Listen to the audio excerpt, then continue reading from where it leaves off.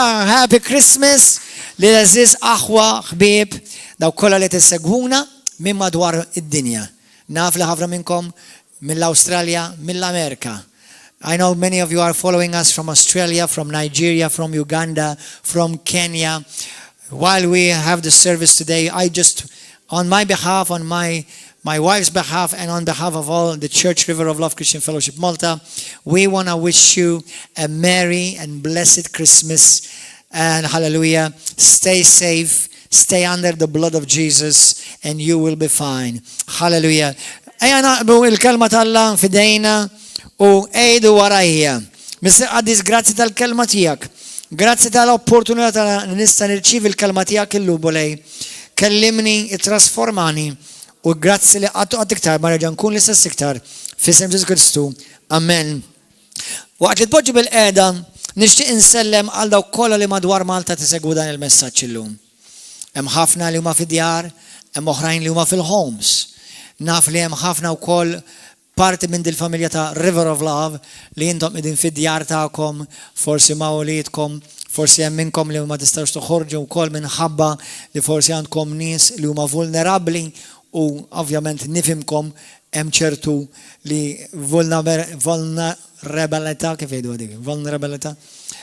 Nifhimkom is-sitwazzjoni mhix faċli, mija faċli ħadd, imma għal ħadd, però nixtieq ngħidilkom eżaż aħwa Maltin u għawċin speċjalment nies tal-fidi u familja River of Love. Please, itolbu ħalli titlaq dil-COVID-19. Itolbu ħa titlaq. Illum fl-ispirtu tiegħi taf x'ħassejt. Aħna nitolbu biex il-mulej jipproteġġina u noperaw bil-fidi biex aħna nkunu protetti. U ġo qalbi għaliex ma nitolbux bħala poplu tal-la. Flimkien biex il-COVID tieqaf u titlaq minn pajjiżna. Mhux ma' pajjiżna biss ma' madwar id-dinja kollha. Xi kultant aħna nafu noperaw fil-fidi għalina nfusna u forsi għal dak ta' familja tagħna u qraba, imma ninsew li aħna wkoll ġejna mogħtija awtorità bħala knisja. Is-sisin tal-inferm ma jfehmux il-knisja li Kristu qed jibni. Amen. Allura ejja noperaw flimkien, naqblu flimkien fit-talb biex f'isem Ġesu Kristu din il-COVID-19 titlaq u ma terġax tiġi. Però fl-istess ħin nista' ngħidilkom u nfakkarkom issaħħu fil-mulej, issaħħu fil-fidi. Żommu qrib Ġesu. Issaħħu fil-fidi. U itolbu għal xi. Grazzi Mulej Qaddis. Ħammru fil-ktieb ta' Mattew.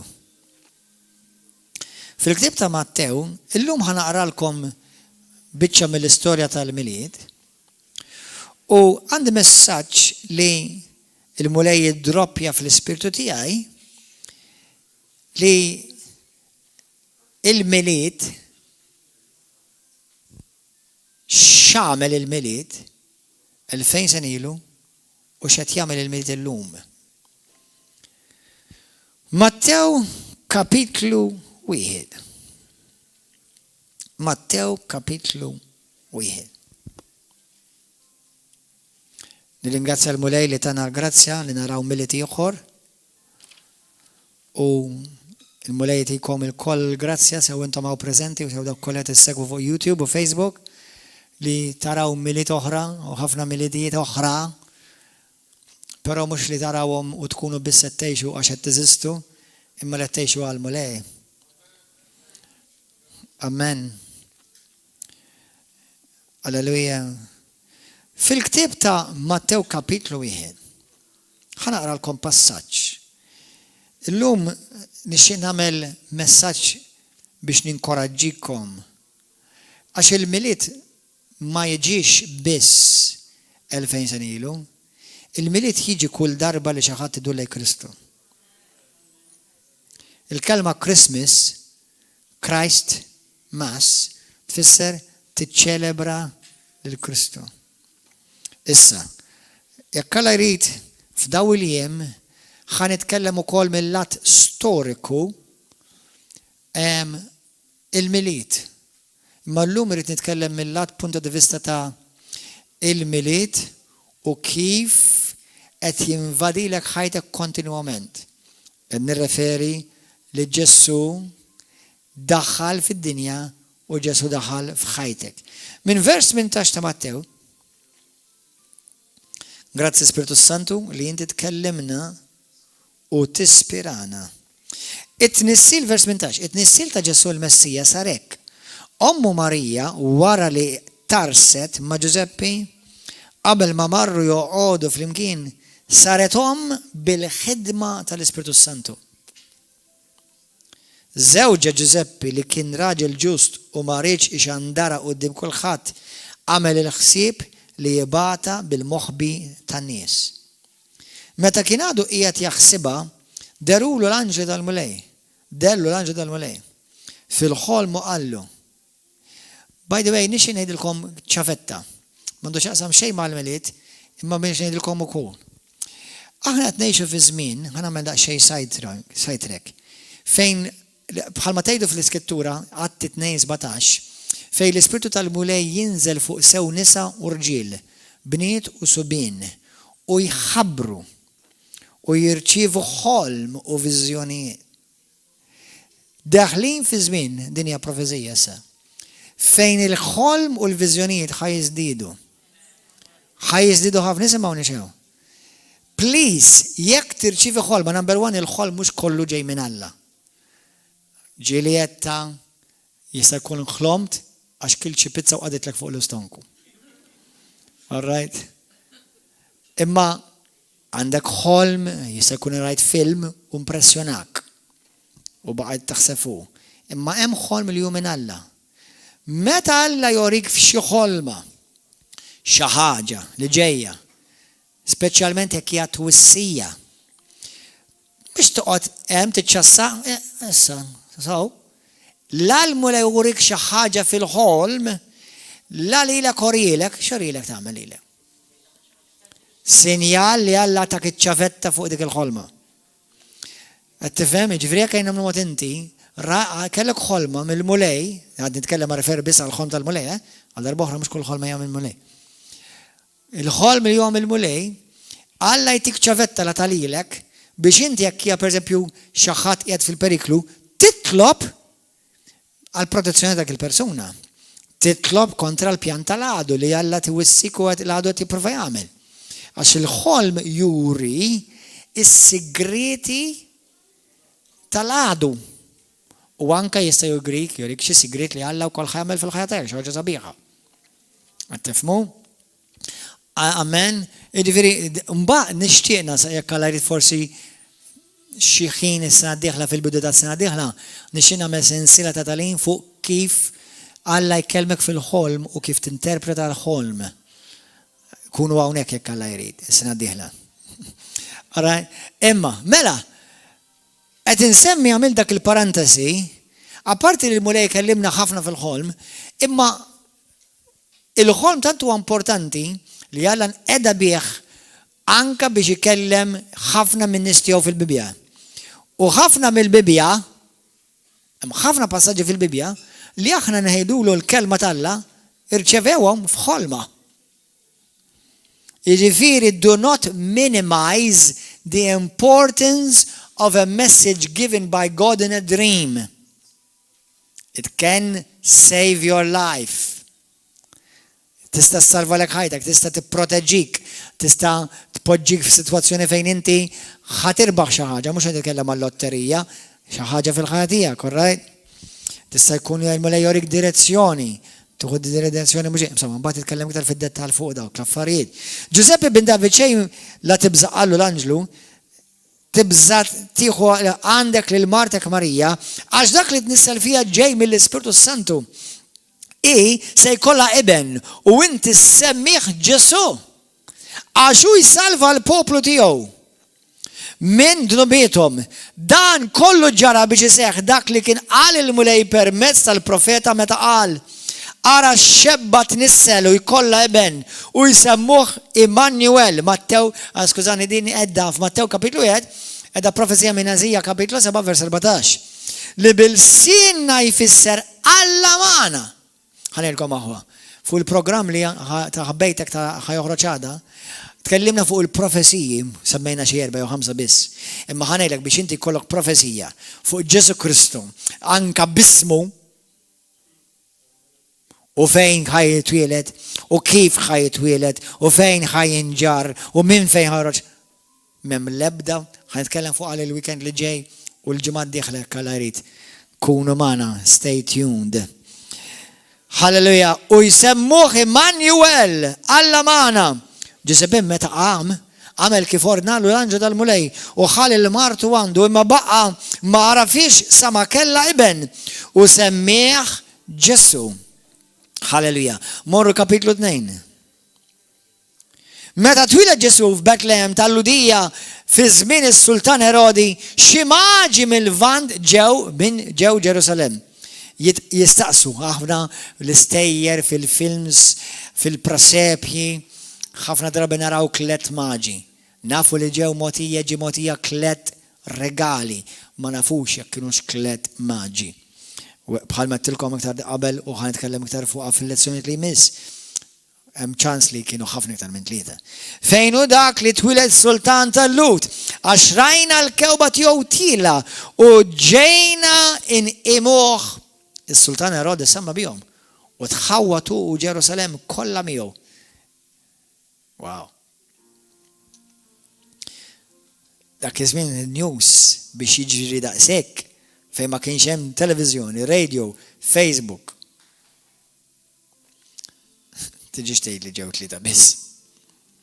Ġabar flimkien il-qassisin u l-kbar u l-kittiba kollha tal-poplu ried jaf minn għandhom fejn kellu jitwieled il-Messija.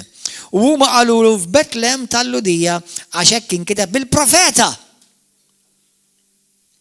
Profesija oħra. Infatti ktib ta' Mattew u il-frażi komuna fil-ktib ta' Mattew hija hemm miktub. Hemm miktub. Għax Mattew, l-awtur Mattew meta kiteb il-Vanġelu, ried li juri lil-Lut li dan li qed nitkellem fuqu huwa dak li ġi wettaq dak li hemm miktub fil-kotba tagħkom, taf.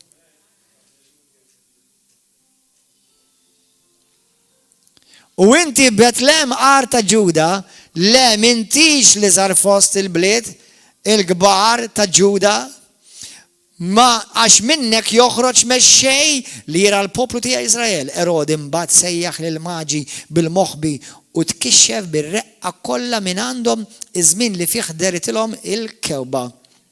Batom Betlehem u qallhom morru staqsu sewwa għat-tifel u meta ssibuh ejja għajduli ħallina wkoll niġi nqimu.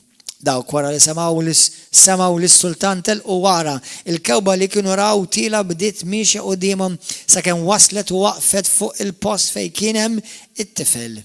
Kif raw il-kewba mtlew b'ferħ kbir. Meta mbagħad daħlu d-dar, mhux flar, id-dar. Mela Ġesu kellu dar. Le ma kienx homeless. Hawnhekk issa nitkellmu madwar sentej wara, U raw li t-tifel ma' ommu Marija inxteħtu fl-art iqimuh. Kulħadd jgħid iqimuh. Iqimu lilu. Mhux iqimu lila.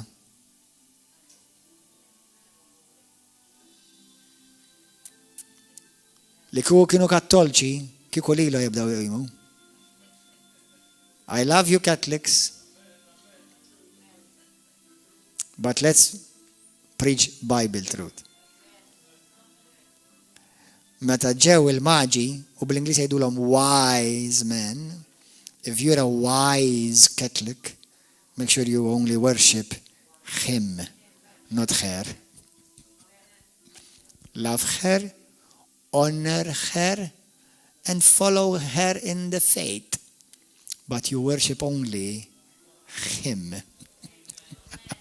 Amen. Amen. Amen. Hallelujah.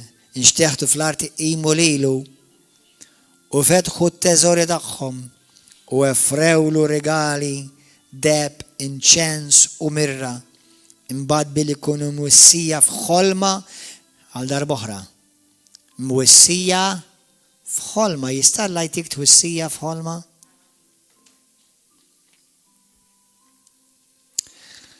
Reġgħu marru ant Erodi f'ħolma biex ma jerġgħux imorru ant Erodi telqu lura minn fejn lejn artom minn triq oħra. Il-messaġġ li nixtieq naqsam magħkom kelma ta' inkoraġġiment hija dan. Meta Ġesu ġie fid-dinja, il-favur t'Alla invada d-dinja u biddel l-istorja ta' kull bniedem li laħaq u leqa din l-istorja. Infatti, ismawa, number 1, il-favur, il-grazzja. F'Ġwanni kapitlu 1 minn vers 16-17 tgħidilna li aħna meta rċevejna Ġesu, rċevejna grazzja fuq grazzja. Jiġifieri aħna konna l-poplu favorit. Sakemm jalaq dan iż-żmien jgħidulu iż-żmien tal-grazzja, aħna poplu favorit. Aħna tnejxu fi żmien fejn Alla qed iħares lejn dinja b'mod favorevoli. Ma jfissirx li joġbu li dak kollu qed iseħħ, imma titħares minħabba Ibnu Ġesu Kristu b'mod favorevoli. Qed tifhmu differenza?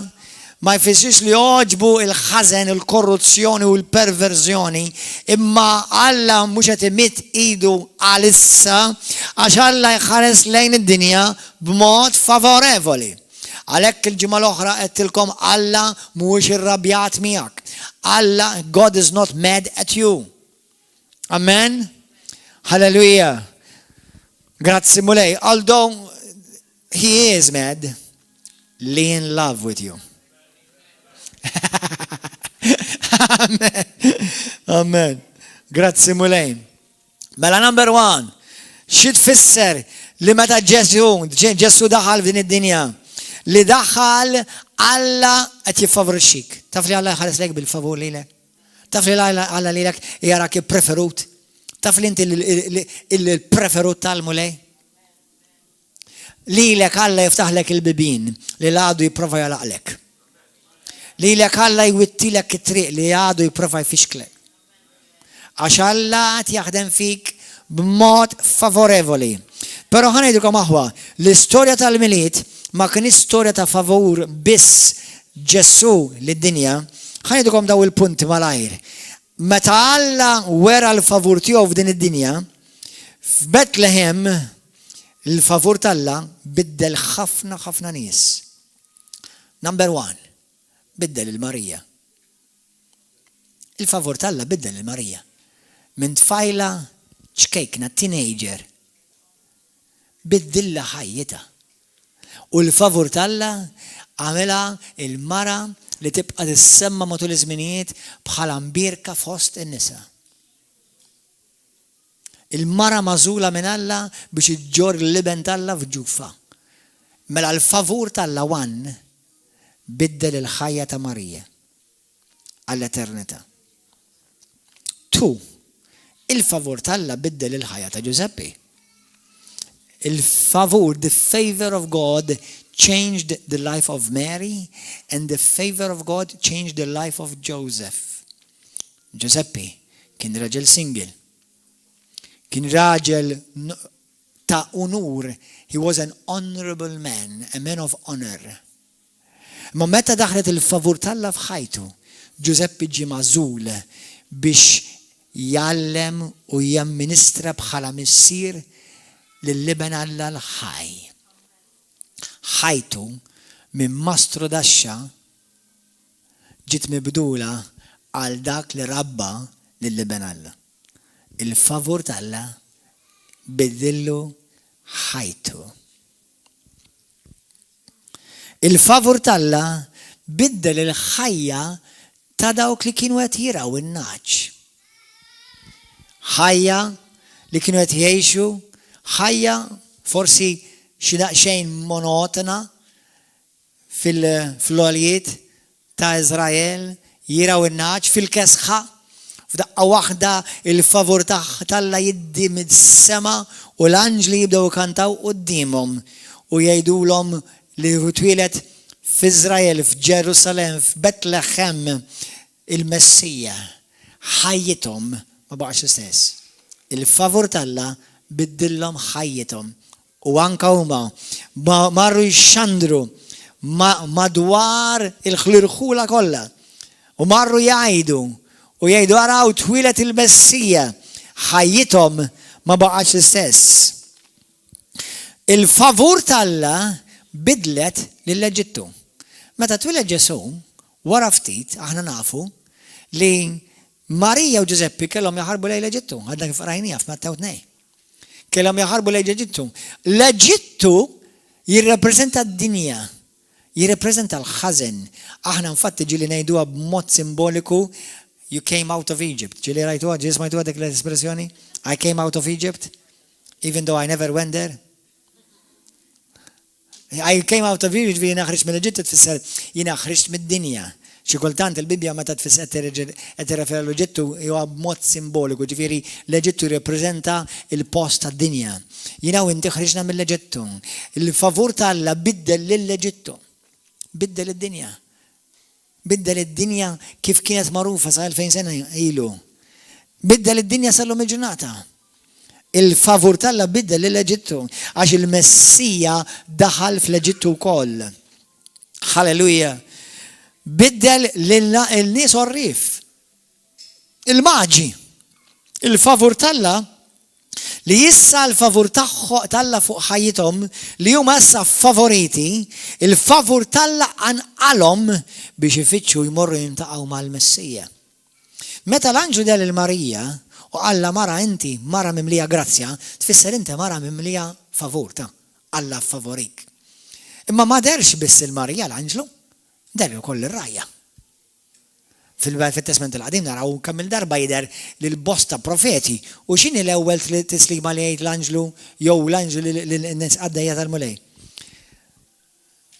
Gideon, pereżempju, u bniedem tal-Alla, inti favorit minn Alla.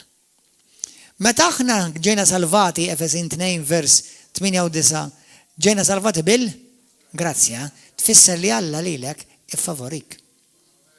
Inti favorit tal-Alla. Kulħadd jgħid jiena l-favorit tal-Alla. Għandek qatt ma tħossok xi darba li inti bla valur, għax inti Alla lilek iffavorik. Halleluja, aħna l-favoriti tal-mulej. Grazzi Ġesu. Gloria lil mulej qaddis. Alla meta der il-favur tiegħu, però ukoll mhux biss iffavorixxi lil bosta nies u qajjem bosta nies midlam qajjimhom għad-dawl għax feġġ id-dawl u l-glorja tal-Alla fuq ħajjithom. Imma isimgħuni, il-favur tal-Alla wkoll der fuq ħajtek, imma x'din il-favur tal-Alla fuq ħajtek qajjem mill-Erodi kontra tiegħek. Smajta di? Il-favur tal-Alla meta inti tersaq lejn Kristu għax issa inti l-favorit tal-Alla, inti markat bil-favur tal-Alla, inti markat bil-favur tal-Alla. Qajjem l-Erodi kontra tiegħek għax il-favur tal-Alla qajjem l-dewwa kontra tiegħek. La inti favorit immissa ejja inti favorita. Issa l-għadu qajjem rasu kontra tiegħek. Imma la qajjem rasu kontra tiegħek, ftakar li inti qajjem rasu kontra tiegħek l-għadu għax inti favorita tal-Alla. Inti l-favorit tal-Alla. Halleluja. Allura l-favur, meta inti taf li hemm il-favur tal-Alla fuq ħajtek, ħajkollok nies li ħajqumu kontra tiegħek. ħajkollok l-edewwa li huma l-pupazzi tal-għadu sfortunatament li jpaxxu lill-għadu, li jaqdu lill-għadu, minflok jażu li jaqdu lill-Alla u jirċivu l-istess favur li rċevejt int, jaqdu lill-għadu biex jipprovaw jiġu kontra tiegħek. Imma bħalma spiċċa pa' Erodi jispiċċa wkoll l-għadu li ġi kontra tiegħek. Halleluja, għax inti favorit tal-Alla. La int għandek il-favur tal-Alla, ħanajda bl-Ingliż. Because since you have been now favored by God, it doesn't matter which enemy rises against you. Ma tagħmel l-ebda differenza għalhekk kien il-Bibja tgħidlek jekk Alla huwa magħna issa nukli xiġi kontra tagħna għax jiena favorit tal-Alla. Halleluja! Gloria lilek mulej! Grazzi mulej Ġesu! Meta naraw il-Ġesu li huwa l-akbar favorit tal-Alla, naraw is-saltna Romana, l-Imperu Roman kontra tiegħu. Naraw il-Farizej kontra tiegħu. Naraw l-anġlu tal-mewt kontra tiegħu. Meta Ġesu twieled, intom tafu li ftit wara kien hemm xejdu mass murder ta' trabi. Xaħġa interessanti, meta bnidem jersaq lej Kristu u issa qed jopera bil-favur Alla fuq ħajtu, kemm jipprova jiġi kontra tiegħek ladu. Kemm il-darba, kemm inkom ladu ġi prova jaqtolkom, ġi prova jaħdolkom ħajtkom u lidejkom. Ma rnexxilux, hux. Taf għaliex? Għax int għandek il-favur Alla fuq ħajtek. Halleluja. Halleluja. Taf għaliex dik il-marda ma qatletekx? Għax int għandek il-favur Alla fuq ħajtek. Tgħid li ma pastor mhux kulħadd irid imut, imma Alla m'hemm bżonn jinqeda b'marda biex isejjaħlek il-ġenna. Issa, jekk tmut b'marda tajjeb li ħadmur il-ġenna, imma Alla ma jinqedix bil-mard biex joqtlok u jittorturak. Il-mart ma jiġix minn Alla, il-mart jiġi kontra tiegħek ħafna drabi għax inti Alla. L-għadu jiġi kontra tiegħek, jipprova jittelfek, jipprova jagħtalek qalbek, jiskoraġġik bħal Farun. Ismawni aħwa, għaliex taħsbu l-Farun baqa jiġri kontra Izrael, wara Izrael. Dawk kienu l-favoriti Alla. Għaliex Izrael illum il-ġurnata huwa waħed mill-iktar pajjiżi mibgħuda fid-dinja. U ħafna dinja jabbodu l-Izrael u l-Lut. Għax huma il-favoriti ta' Alla. Għaliex jabbodu l-Knisja, għaliex ix-xitan jobod il-Knisja. Għaliex jagħmlu affarijiet anke f'pajjiżi fejn jippersekwitaw il-Kristjani. Għaliex ma jmorrux jippersekwitaw nies li qed jagħmlu tant ħażen, għaliex il-Kristjani jippersekwitaw? Għax huma favoriti Alla. Jiena u inti noperaw fil-favur Alla. Meta inti tmur post, inti ippretendi mhux bi kburija da, ippretendi għax inti taf li inti favorit Alla. Meta l-affarijiet jiġu tajbin, tgħid dak kien il-fortuna tajja għax il-lak, x'lak. Dak għax inti favorit. Anti favorit minn Alla. Jekk inti mhux l-ewwel darba intu kienet infittex parking jien, sadda l-għodu stess. Mort nagħmel xi shopping, sewwa uru x'ma ta' traffic. Kif nasal jiena toħroġ karozza u nipparkja jien. Issa dara jiena kombinazzjoni ngħid, grazzi mulej qed tiffavorixxini, halleluja. Grazzi mulej. Dak huwa l-favur Alla fuq ħajti. Halleluja, inti min taħseb li inti. Allura lilek biss jiffavorixxi Alla, jiena għaraftu u inti għaraftu.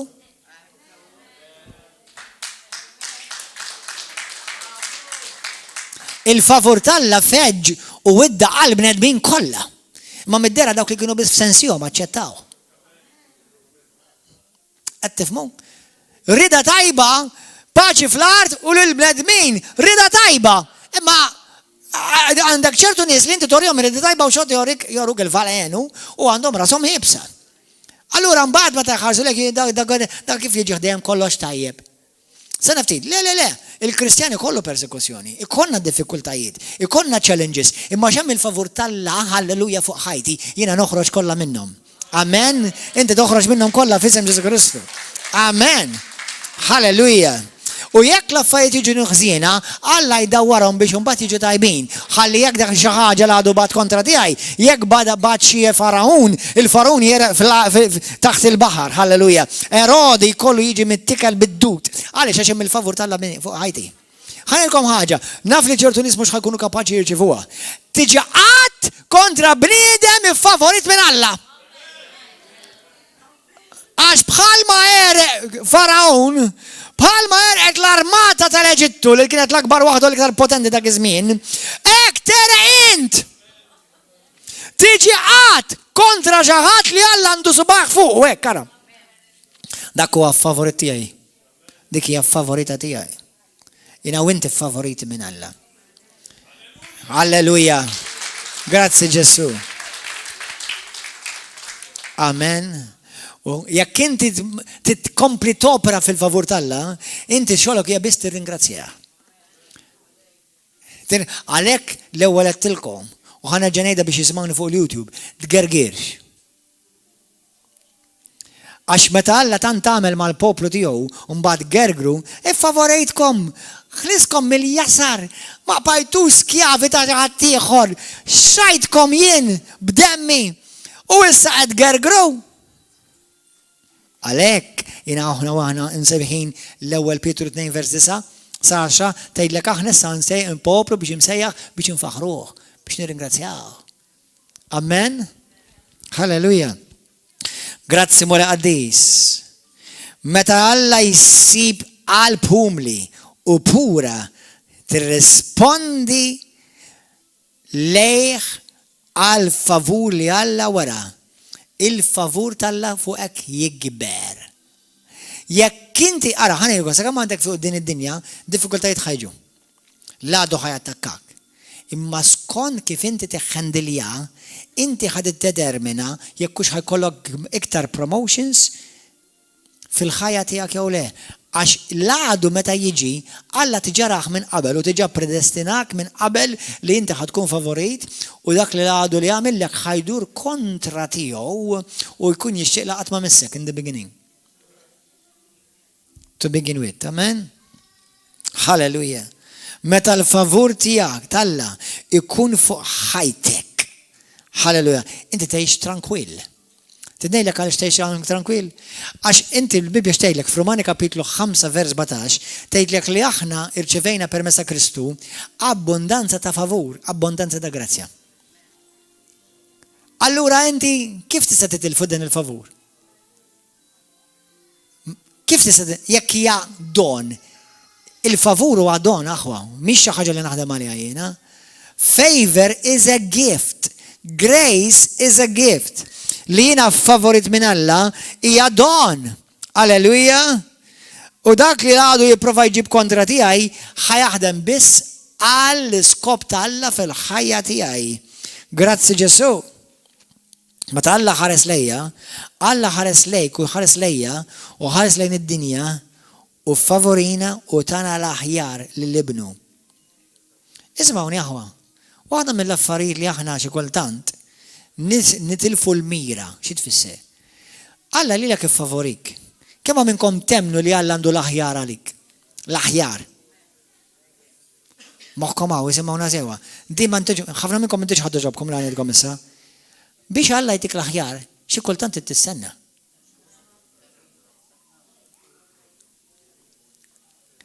Jekk inti ħanitkellmu fuq fatt materjali biss għalissa. Nagħmlu mod inti Alla jixtieqlek inti kollok karozza. Sewwa? Orrajt taħdem, aqla xogħolok, aqla ħobżok, aqla l-paga li inti għandek il-mertu taqlaħħa. U bil-mod ixtri l-karozza li tixtieq. Però għax nies u Alla jgħinek li kollok dik il-karozza Alla jtik is-saħħa biex mara x-xogħol. Alla jtik il-favur biex kollok il-promozzjoni fuq ix-xogħol. Alla jaffavorixxik biex waqt li qed taħdem inti xorta tista' tiġi l-fellowship u tfaħħar il-Alla. Dak huwa l-favur ta' Alla. Amen. Imma jekk inti taħseb li Alla nesik għax ma takx dak li xtaqt. Inti taġġel, tispiċċa tmur il-bank, tiddejjen, tixtri karozza fuq id-dejn, qed intikom eżempju żgħir ta' di. Tispiċċa d-dejn kun għadek tħallsu, il-karozza saret antika, xtrajta 10 u tiswa 2 issa. You know why? Because certain things that God wanted to get to you, you had to wait to get the best. But you did not wait. Issa dik fuq karozza. Fej xinajdu meta ngħidu għar-relazzjonijiet? Kemm hawn nies naf li għax ma stenniex li kollu l-mara ta' ħajtu. Li Alla għandu għalih. Għax ma tstenniex li kollha r-raġel ta' ħajjita waġlet. Għax ħasbet li ħatibqa' fuq l-iskaffa, li għax ħajibqa' fuq l-iskaffa. Fil-każ għodu fuq l-iskaffa.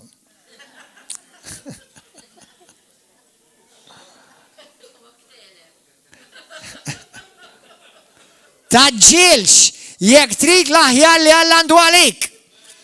Amen. Halleluja, naf, għax passer wasal il-miliet, unħosni lonely. Mela inti għal-miliet biss tridu?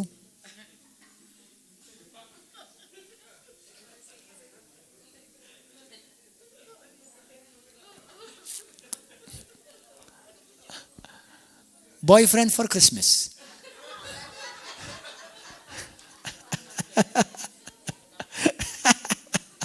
Naf, kont single ukoll kien hemm żmien, nifhem li fis-sens I do have compassion for you li xi kultant veru ħossuna lonely. Imma ħanilkom aħwa. Għal dawk li intom single, iż-żmien li intom single, imtlew bil-kelma, esqu lejn Alla. Għatu s-servizz ta' singlehood tagħkom lil-mulej. Għaqdu l-knisja. Servu l-knisja, mhux għax il-miżżewġin leta, ma l-miżżewġin għandhom iktar impenn, għandhom id-dar, għandhom il-familja.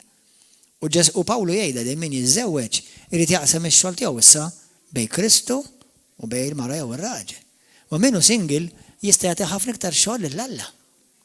Jekk inti single, issa ma mhux ħadd jgħid li ħanitlaq il-mara ħalli kollok tikdar xogħol għall-mara, għall-mulej. Sewa ma tistax tagħmlu da. Imma jekk inti vera single u tistenna li Alla jġiblek il-mara jew ir-raġel ta' ħajtek, u by the way, il-mara ħajġiblek raġel u r-raġel ħajġiblek mara. U jridu jkunu talla. Mhux jiġi l-fellowship da, talla, indifferenza. Għax anke x-xitan jiġi l-fellowship. U xi drabi x-xitan jiġi l-fellowship biex jieħu mara talla. U x-xitan xi kultant jiġi l-fellowship biex jieħu raġel talla.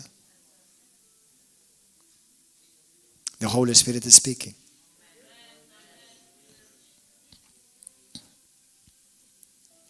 Amen. Thank you, Lord. Hallelujah. Il-favur tal-Alla, jina konvint li Alla għandu l-aħjar għalija. Bis-serjetà nilkom. U naf li għandu l-aħjar, xikol Alla ħajkollu jimmanuvra ċertu affarijiet, ħajkollu jċaqlaq ċertu nies, ħajkollu jċaqlaq ċertu situazzjoniet biex jini kollu l-aħjar. Inti kollok l-aħjar. Ftakar Alla tal-universu huwa l-papa tiegħek ta. Tafx qal Ġesu. Fil-ktib tal-Luqa kapitlu 12 qallhom il-disċipli merħla ċkejkna. Il-missier hija l-għaxqa tiegħu li jagħtikom is-saltna. Little flock, it is the Father's pleasure to give you the kingdom. Not to give you something from the kingdom. Not just something from the supermarket. His pleasure to give you the supermarket.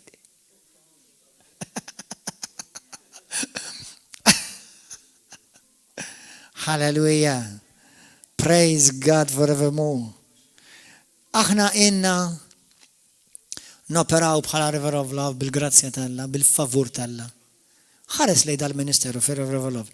Għaddejna minn challenges iva, ħankomplu ngħaddu sakemm jiġi Ġesu Kristu. U meta tiġi x-xejkjatura tkun taf fejn int.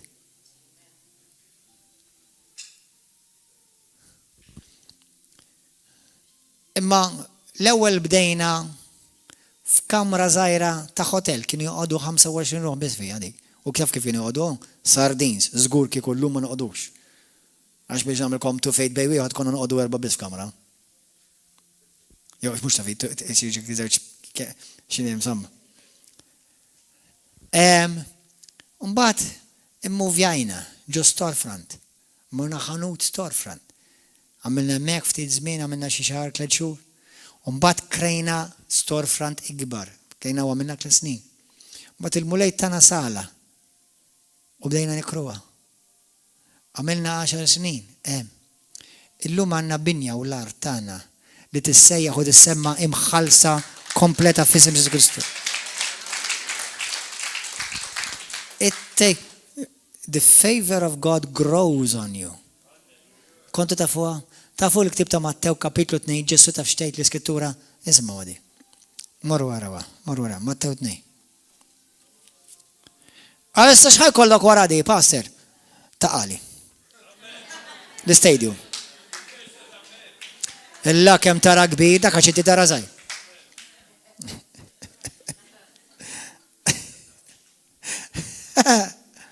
Why is it impossible?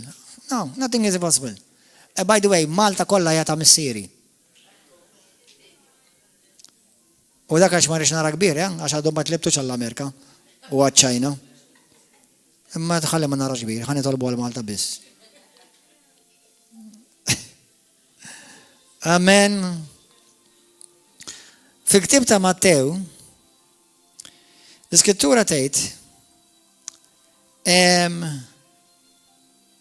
għandu kun kapitlu wieħed jew fejn tgħidlek u t-tifel baqa' jikber, nsejt issa il-kapitlu ma tgħidlek hekk ara fejn Ġesu baqa' jikber fl-erf u fil-favur. Jesus continued to grow in grace, in wisdom, and in favor. Mela fil-favor, mela ħna dejjem tikber fil-favur. Jina u inti nikbru fil-favur. Amen, aħwa? Halleluja. Il-favur anka forsi jiġibek f'ċertu trabel ma ċertu f'sitwazzjonijiet. Imma x'inti favorit. Imma għax inti issa l-moment li Alla favorejk u dilkek u markak, illum inti issa ġejt innotat. Do you know that now you're noticed more than ever? L-għadu notak. Qabel kont fid-lam. Issa tiddi.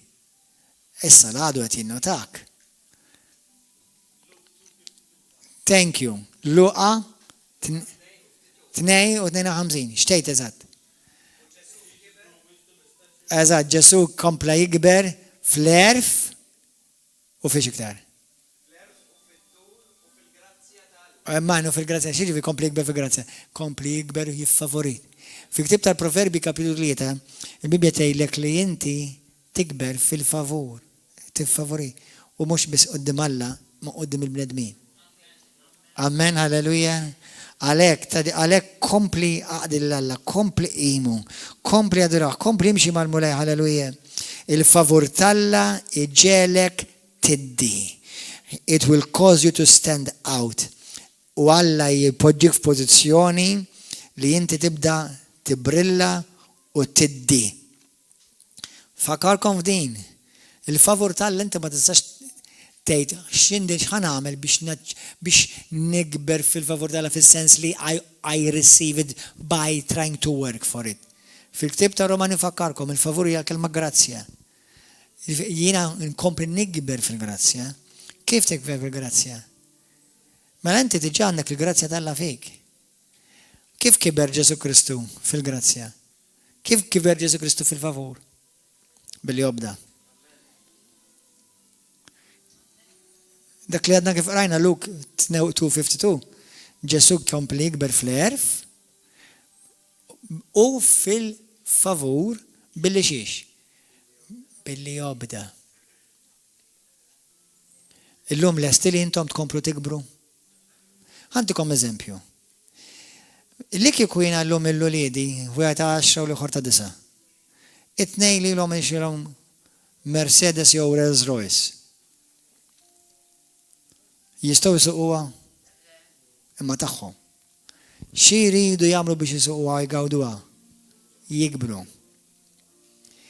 Alla għandu favur immens għalik. Ftakar li inti swejtlu l-libnu. Kemm ħatopera f'dak il-favur?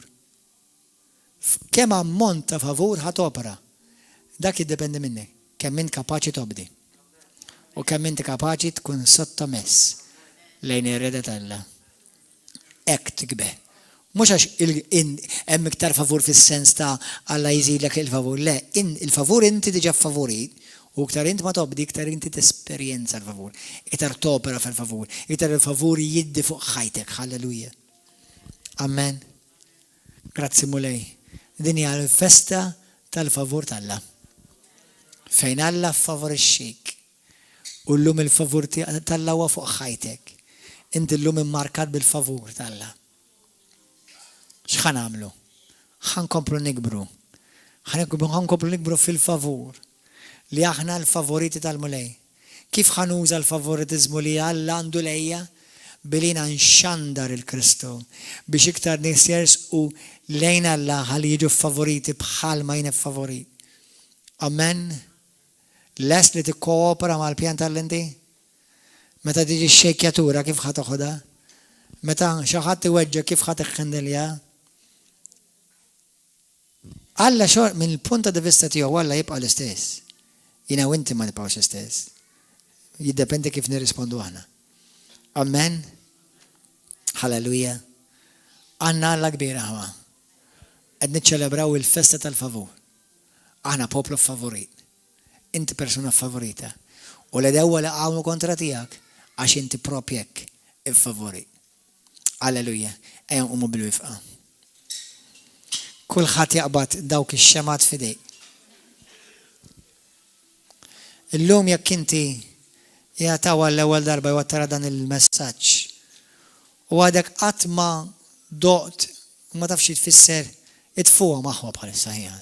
Bħalissa titfuhom.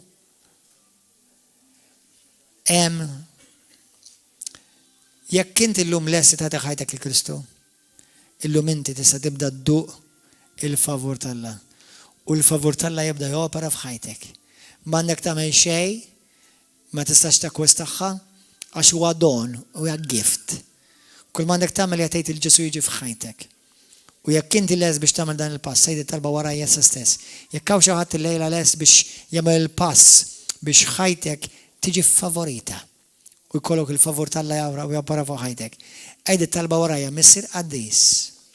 Grazzi tajbunek Ġesu. U grazzi tal-inti ħarest lejja mis-sema u favorejtni. Il-favur tiegħek illum ibiddilli ħajti u d-destin ta' ħajti. Aħfilli d-nobieti u aħsilni bid-dem prezzjuż tiegħek. Millum il-qudiem mulej nadurak, infaħrek u ritnejx għalik. Nemmen li Ġesu li ben tal-ħaj li miet għalija fuq is-salib u li permess tal-metu l-qawmin tiegħu jiena llum salvat. Grazzi mulej salvajtni. Illum jiena favorit quddiem għajnejk. Illum jiena id-destinat għal ħajja ta' dejjem u llum salvat. Grazzi mulej li jiena salvat mhux bl-opri tiegħi, imma bil-grazzja tiegħek għax inti favoritni u ħarest bajnejn favorevoli lejja.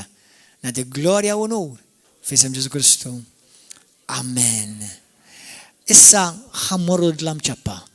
Mużika Bach. All right? Kulħadd jitfi, ħanitfu d-dawl kollu. Dawk kollha intu fuq YouTube tista' tkomplu segwuna, imma ħataraw moment ta' dlam. Okay, aħwa, ħajkun hawn dlam. Insomma, more or less, ma nafx. Itfu kull imkien. Ħadd ma jiċċaqlaq li ma tmorrux tikollu għal sninkom. Sewwa? Itfi waħda di, brother, għalajna xilek xitfija. Praise God. Thank you, Jesus.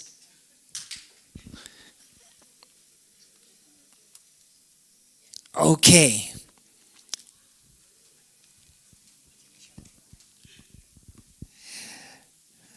Il-kelma tal-mulej tgħidilna li kif id-dinja kienet f'dan it-tip ta' dlam.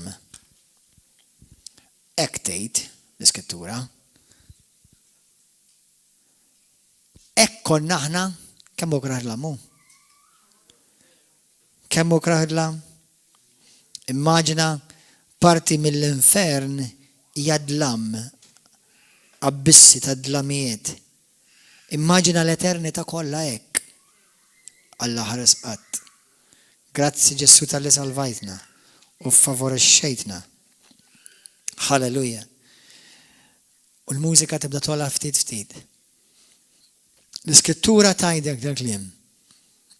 Fil-bidu kien il-verb. U l-verb kien ma' Alla. U l-verb kien Alla.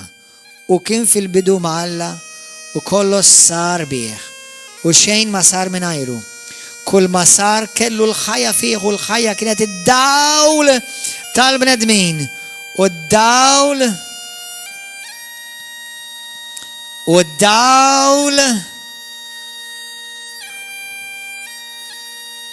Halleluja. Id-dawl jagħmel id-differenza kollha fid-dlam. U meta d-dawl beda jixel, in-nies ma baqgħux iktar fid-dlam. Imma beda jiddi d-dawl u d-dawl beda jiddi. U kompla jikber id-dawl. U d-dlam għalkemm kien kbir id-dlam, imma d-dlam ma setax jeleb id-dawl. Halleluja! U tlam ma setax jiflaħ kontra d-daw li beda jiddi. U hekk id-daw li kompli jiddi madwar id-dinja aħwa. U kull fejn morru jina u inti. Id-daw jiddi tal-mulej. Kull fejn jina mmur. Kull fejn inti tmur. Id-daw tal-mulej jifeġġ. Id-daw tal-mulej jiddi, halleluja. Grazzi mulej, kulħadd jgħid warajja, grazzi mulej tad-dawl. Inti d-dawl tad-dinja. Grazzi mulej li inti dħalt fid-dinja. U d-dawl tiegħek feġġ. Grazzi mulej li għamilt lili wkoll. Id-dawl fi Kristu Ġesu. Glorja lilek mulej qaddis. Grazzi li d-dawl jiddi fid-lam.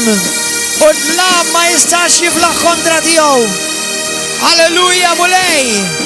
Ħanħalli d-dawl tiegħek jiddi. Fija mulej qaddis. Olli l-mużika. Ollu d-dawl aħwa, ollu.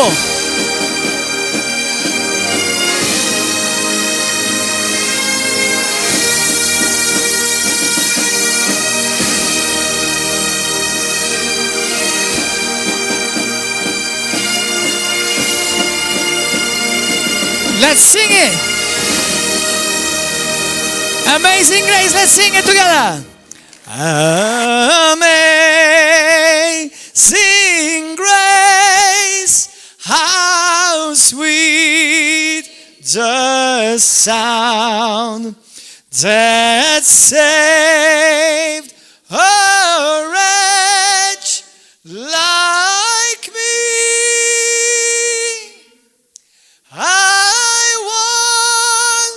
Was lost, but now I'm found. Was blind, but now I see. Hallelujah! Għadu ġabċi bakbira lil-mulej. God bless you, YouTube viewers. Nawguralkom id-dawl tal-mulej fil-ħajja tagħkom jiddi u jkompli jiddi fil-ħajja tiegħek fi Ġesu Kristu. God bless you, YouTube. Hallelujah.